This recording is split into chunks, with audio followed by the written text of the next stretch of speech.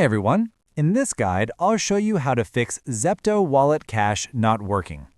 This issue can happen due to app glitches, server problems, or account verification issues. First, make sure your internet connection is stable. Try switching between Wi-Fi and mobile data to see if the problem persists. Next, close the Zepto Wallet app completely and reopen it. Sometimes simply restarting the app fixes minor glitches. If the issue continues, check for app updates. Go to your Play Store or App Store, search for Zepto Wallet, and install any available updates. Updated versions often fix known bugs. You should also clear the app cache. On Android, go to Settings, then Apps, find Zepto Wallet, and tap Clear Cache. On iPhone, you can reinstall the app to remove temporary data.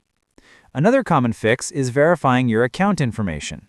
Make sure your KYC and payment details are complete and accurate in the app. If none of these steps work, the problem may be on Zepto Wallet's servers. Wait for a little while and try again later, or contact Zepto Wallet customer support for assistance. And that's it. These steps should help you get your Zepto Wallet Cash working again. Thanks for watching, and I'll see you in the next guide.